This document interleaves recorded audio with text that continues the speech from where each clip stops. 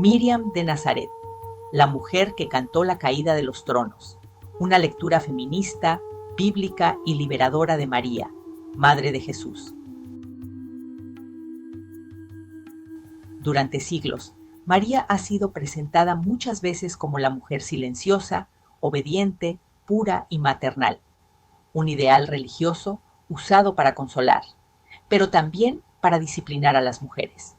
Sin embargo, cuando volvemos al Evangelio, especialmente al Magnificat, aparece otra María, Miriam de Nazaret, una mujer judía, pobre, creyente, situada en un pueblo ocupado, capaz de decir sí, de preguntar, de cantar, de resistir y de anunciar que Dios derriba a los poderosos y levanta a quienes han sido humillados. Este artículo propone una lectura de María desde la teología feminista y desde una mariología nacida junto a los pobres. Su tesis es clara. María no debe ser usada para justificar la sumisión de las mujeres, sino recuperada como memoria peligrosa, profética y liberadora para la Iglesia y para el mundo. La pregunta que incomoda: ¿qué María hemos heredado? ¿Y si la María que muchas personas aprendieron a venerar no fuera toda María? ¿Y si debajo del manto azul, de las coronas doradas y de las imágenes dulcificadas siguiera latiendo una mujer pobre de Galilea, una creyente del pueblo, una madre joven en una tierra ocupada, una profeta que cantó la caída de los poderosos? La pregunta importa, porque las imágenes religiosas no son inocentes. Una imagen de María puede consolar a una persona herida. También puede encerrar a las mujeres en un molde imposible. Puede sostener la esperanza del pueblo pobre. También puede ser usada para pedir resignación. Puede abrir caminos de libertad. También puede bendecir silencios impuestos. Por eso, la teología feminista no pregunta por María desde una simple curiosidad académica, sino desde una herida histórica. ¿Qué se ha hecho con la figura de María en la vida real de las mujeres? ¿Ha sido memoria de liberación o instrumento de domesticación? ¿Ha ayudado a escuchar la voz de las mujeres o ha servido para callarlas? La propia teología feminista nació en parte de esa sospecha. Los textos bíblicos y sus interpretaciones fueron usados muchas veces para sostener la subordinación de las mujeres. Por eso se hizo necesario leer la Biblia con ojos atentos a la experiencia, la dignidad y la lucha de quienes habían sido colocadas en los márgenes. La pregunta, entonces, no es si María importa. La pregunta es qué María importa, para quiénes y con qué consecuencias. Una clave de lectura: sospecha, memoria y liberación. Leer a María desde la teología feminista exige 3 movimientos. El primero es la sospecha. No sospecha contra María, sino contra las lecturas que la han reducido. Hay que sospechar de una María usada para decirles a las mujeres: calla, obedece, soporta, sacrifícate, no desees demasiado, no preguntes demasiado. Esa María funcional al patriarcado no es necesariamente la María del Evangelio. Muchas veces es una construcción cultural. El segundo movimiento es la memoria. La teología feminista busca recuperar a las mujeres bíblicas no como adornos secundarios, sino como sujetos de fe, palabra, decisión y discipulado. María pertenece a esa memoria de mujeres que sostienen la historia de salvación desde lugares aparentemente pequeños, pero decisivos. El tercer movimiento es la liberación. Una mariología feminista no quiere simplemente hablar más de María, quiere hablar de ella de tal modo que su memoria ayude a liberar cuerpos, conciencias, comunidades e iglesias. Aquí se juega una diferencia fundamental. No se trata de reemplazar una devoción popular por una teoría fría. Se trata de unir lo que nunca debió separarse, la María del Cielo y Miriam de Nazaret, la madre que consuela y la mujer que canta justicia, la ternura y la profecía. Existe un desafío pastoral. Muchas personas pobres sienten cercana a Nuestra Señora porque la sostiene en la dureza de la vida. Pero la mariología contemporánea debe ayudar a descubrir que esa María glorificada es la misma María humana, pobre, creyente y comprometida de Nazaret. Miriam de Nazaret, mujer, judía y pobre. Antes de ser la Virgen María de la tradición cristiana, María fue Miriam. Ese nombre importa. Miriam no nació en una catedral, sino en una aldea. No habló latín eclesiástico, sino la lengua de su pueblo. No vivió en un mundo neutral, sino en una sociedad patriarcal atravesada por jerarquías religiosas, cargas económicas y dominación imperial. No fue una idea, fue un cuerpo. No fue un símbolo abstracto, fue una mujer concreta.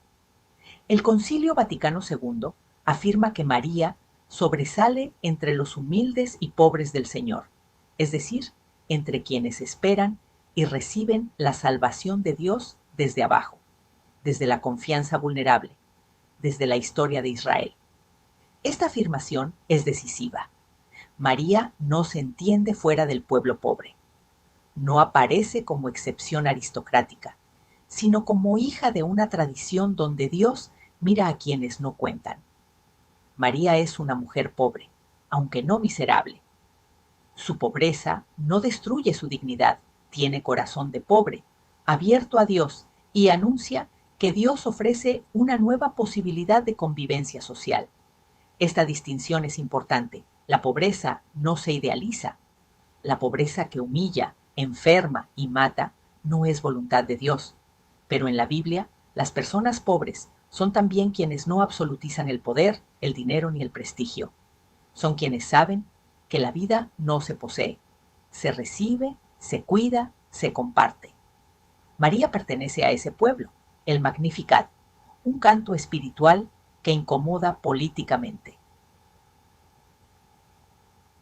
El corazón de una lectura feminista de María está en el Magnificat. María canta: Dios derriba a los poderosos de sus tronos, Dios levanta a los humildes, Dios colma de bienes a quienes tienen hambre, Dios despide con las manos vacías a quienes acumulan riqueza.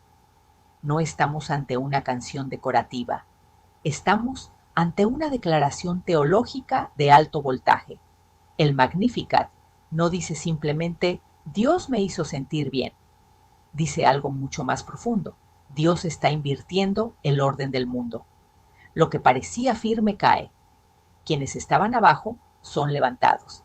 Quienes acumulaban se quedan con las manos vacías.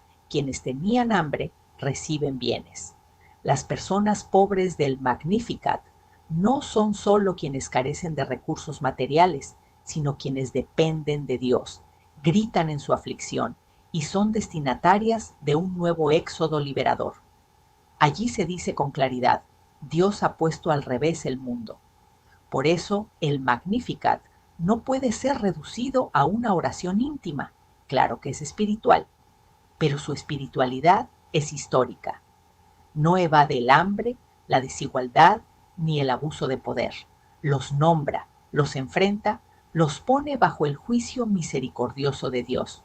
Dicho de otro modo, el Dios del Magnificat no vuela por encima de la realidad social y política, sino que se coloca decididamente del lado de las personas pobres e indefensas. Una interpretación espiritual verdadera, por tanto, no excluye la dimensión política, la incluye. Aquí aparece una María muy distinta de la mujer dócil, domesticada por ciertas lecturas patriarcales. María no canta para que el pueblo pobre acepte su lugar. Canta porque Dios no acepta que siga condenado a ese lugar. María no fue pasiva. Su sí fue activo, libre y riesgoso.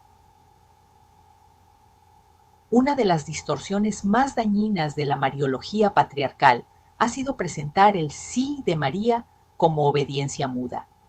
Pero el Evangelio no muestra una marioneta espiritual. Muestra una mujer que escucha, se turba, pregunta, discierne y consiente. El hágase de María no es resignación, es disponibilidad creyente, no es sumisión a un varón, es apertura al Dios que actúa en la historia, no es anulación de su voluntad, es participación libre en una misión que la supera. Pablo VI, en Marialis Cultus, advirtió que María no debe ser presentada como una mujer de religiosidad alienante ni pasivamente remisiva. Esta afirmación permite desmontar una lectura que ha hecho mucho daño, la de María como modelo de pasividad femenina. Desde esta perspectiva, el consentimiento de María puede ser leído como un acto de agencia.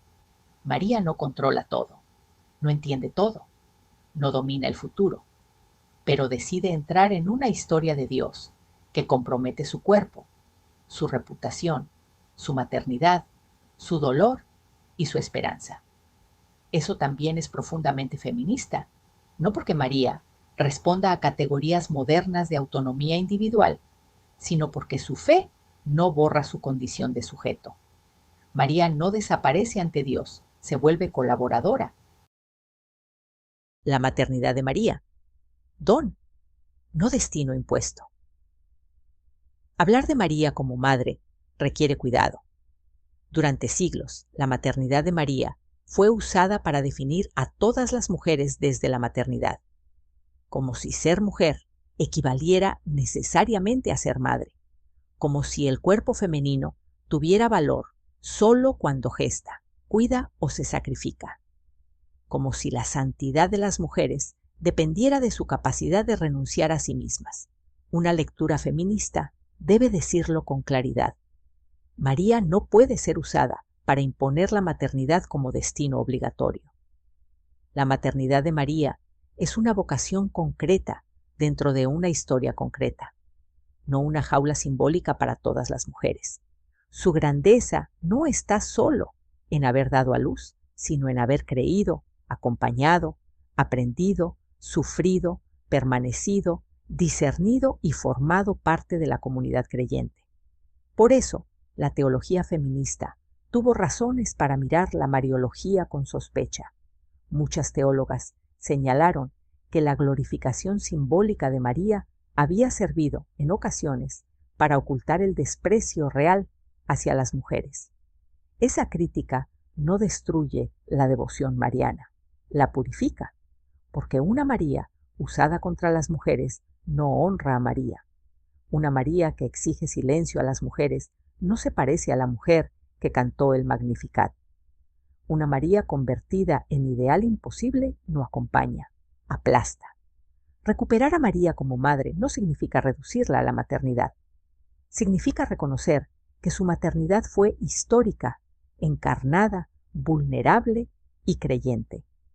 María no es la mujer abstracta, es una mujer concreta, y precisamente por eso puede ser hermana de muchas personas que buscan vivir la fe sin quedar atrapadas en modelos impuestos. La María del pueblo pobre, devoción popular y profecía. Hay una escena pastoral muy común. Una persona sencilla reza a María porque no puede más. No está elaborando una tesis, está sobreviviendo. Le falta dinero, salud, justicia, descanso. Y en medio de esa intemperie invoca a la Madre. La teología no debería mirar eso con superioridad. La devoción popular a María ha sido, muchas veces, refugio del pueblo pobre, lenguaje de quienes no tenían espacio público para hablar, fuerza de quienes no encontraban defensa institucional. Pero también es cierto que esa devoción puede ser manipulada para pedir resignación ante la injusticia. Por eso necesitamos una mariología desde los pobres, no contra la devoción popular, sino desde su verdad más profunda. Víctor Codina afirma que el cisma entre una devoción popular mariana y una mariología teológica abstracta solo puede superarse elaborando una mariología desde los pobres. Esa mariología devolvería a la devoción mariana su carácter profético y liberador. Esto es clave para América Latina y el Caribe. Aquí María no ha sido solo una figura doctrinal, ha sido consuelo de abuelas, canto de procesiones, imagen en comedores populares, estampita en cárceles, pañuelo en marchas, altar doméstico, resistencia en barrios, memoria en pueblos originarios, símbolo de cuidado y dignidad. Pero la María del pueblo pobre no puede ser usada para romantizar el sufrimiento. María no dice, ¡aguanten! María canta, Dios levanta. María y la Iglesia. Si María es pobre, la Iglesia no puede ser triunfalista. Toda imagen de María produce una imagen de Iglesia. Si María es reina distante, la Iglesia puede imaginarse como poder sagrado. Si María es madre silenciosa, la Iglesia puede pedir silencio a sus hijas e hijos. Si María es mujer pobre del Magnificat, la Iglesia debe hacerse pobre, servidora, profética y comunitaria. No es casual que la Mariología desde los pobres insista en esto.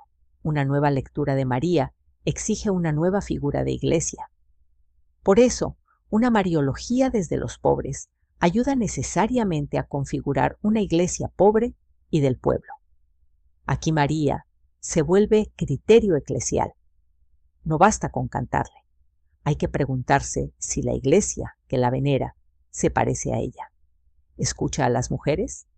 ¿Camina con el pueblo pobre? ¿Se deja evangelizar por quienes están en los márgenes? ¿Denuncia los tronos injustos? ¿Acompaña a las personas crucificadas de la historia? El Papa Francisco, en Evangelii Gaudium, habla de un estilo mariano de evangelización y afirma que en María la humildad y la ternura no son virtudes de débiles, sino de fuertes. Además, vincula a la misma María que canta la caída de los poderosos con una búsqueda de justicia llena de calidez. Esta síntesis es preciosa, ternura y justicia. No ternura sin justicia, porque sería sentimentalismo. No justicia sin ternura, porque podría volverse dureza. María une ambas, canta la revolución de Dios con corazón de madre del pueblo. María, de pie, la mujer que no abandona. La tradición cristiana ha contemplado a María al pie de la cruz. Pero también aquí hay que evitar una lectura peligrosa. María no está al pie de la cruz para glorificar el sufrimiento de las madres ni para decir que las mujeres deben soportarlo todo. María está de pie. Ese detalle importa.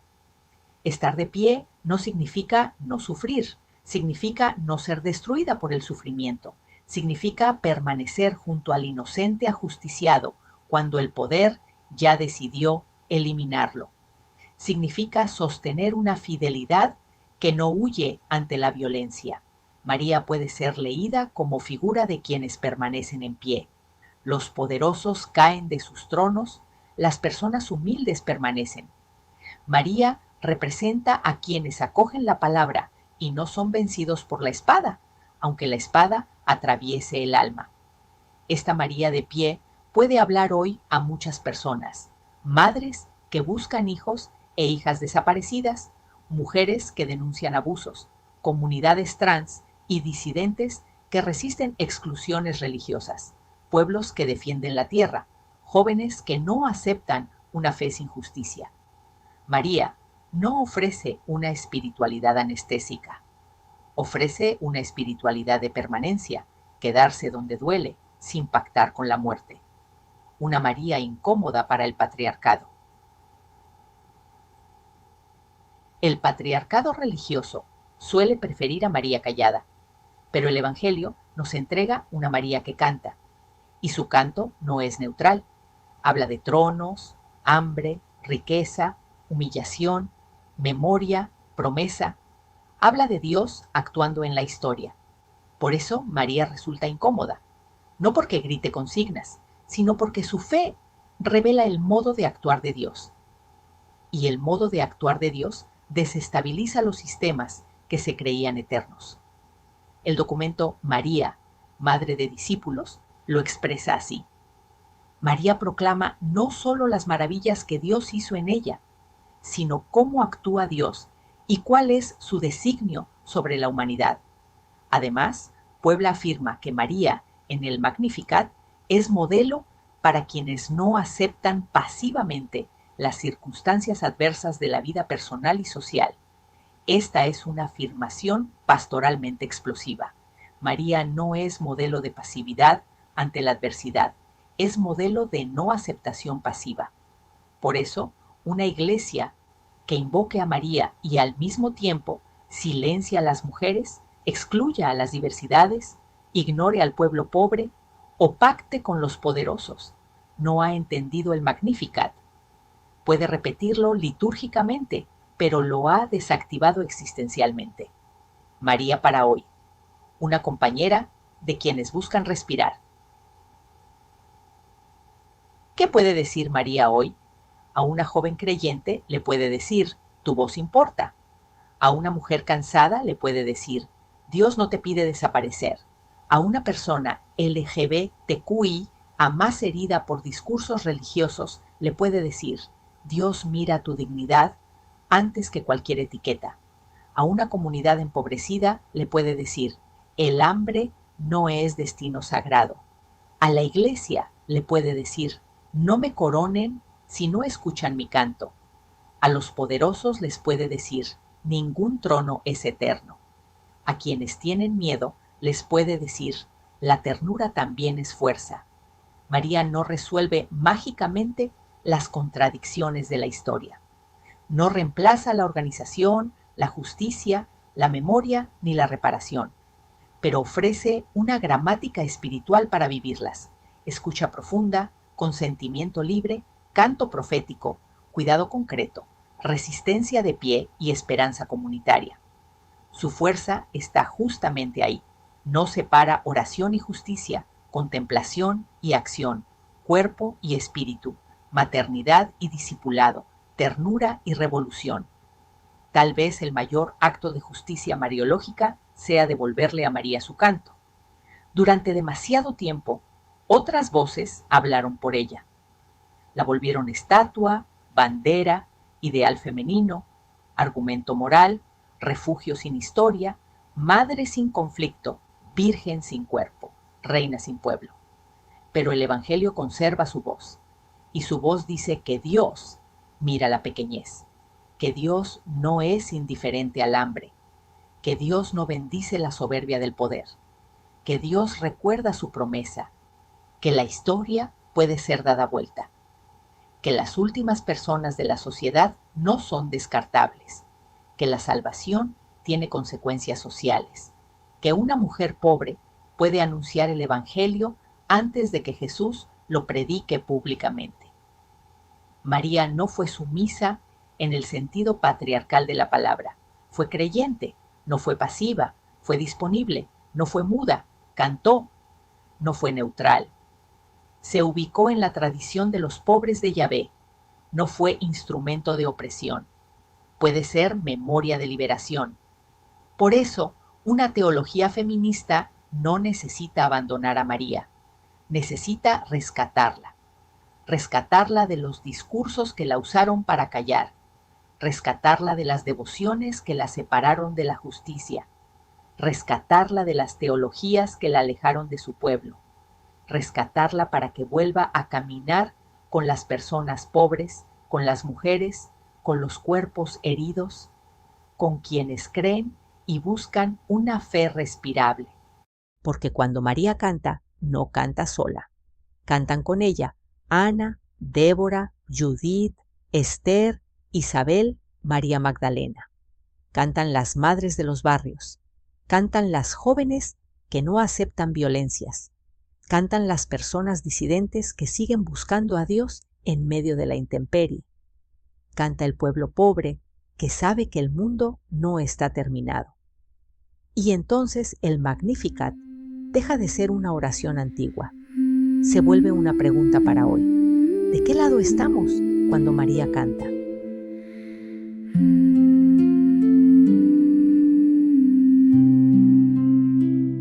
María canta. Dios levantará. Miriam del pueblo, Dios levantará. Dios levantará, Dios levantará. María canta, Dios levantará.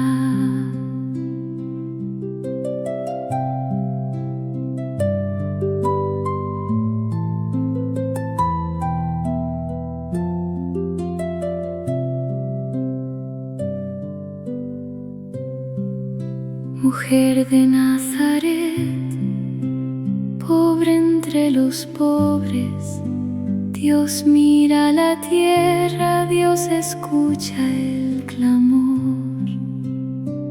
María canta, Dios levantará. Miriam del pueblo, Dios levantará. Dios levantará. Dios levantará, Dios levantará, Dios levantará.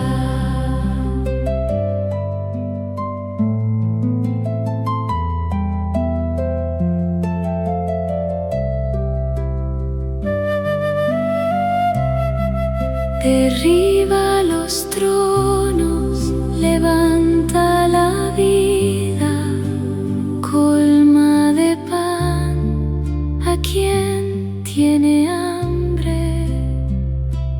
Pan y vida, pan y vida, Dios levantará, Dios levantará. María canta, Dios levantará. Miriam del pueblo, Dios levantará. Proclama mi alma la grandeza del Señor. Proclama mi pueblo la justicia de su amor. La justicia de su amor. La justicia de su amor. Proclama mi alma la grandeza del Señor.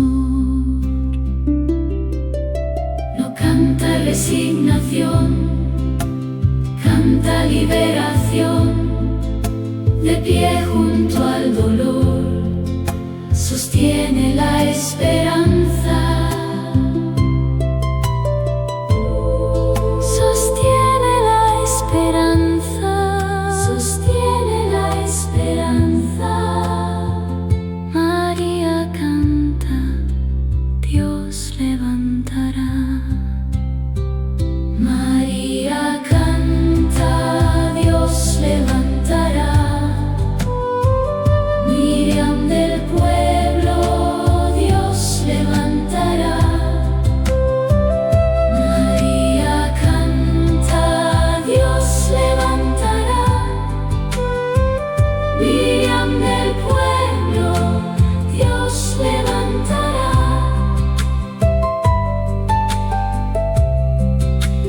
Dios levantará.